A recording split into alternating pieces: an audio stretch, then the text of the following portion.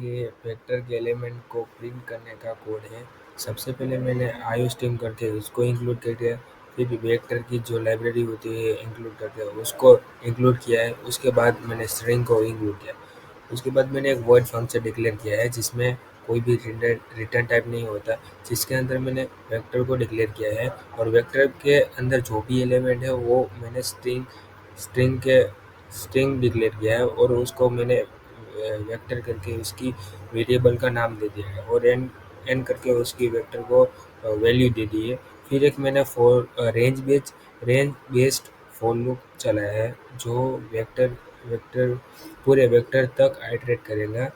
फिर वेक्टर के जो भी एलिमेंट है उसकी वैल्यू स्ट्रिंग में प्रिंट करता रहेगा और न्यू लाइन में जो भी नई वैल्यू आएगी वो प्रिंट करेगा। उसके बाद मैंने मेन फंक्शन में जो वेक्टर डिक्लेयर किया उसको मैंने वैल्यू दे दी है और पाँच वैल्यू यहाँ पे दी है, 4 वैल्यू हमने दी है यहाँ पे वेक्टर को वहाँ पे डिक्लेयर कर दिया। फिर सी आउट करके पूरे वेक्टर जो भी हमने फंक्शन बनाया था उसको मैंने एक्सेस यहाँ पे कर लिया है। हम कोड रन करेंगे तो वेक्टर के जो भी एलिमेंट है वो प्रिंट हो जाएंगे line by line. Thank you guys.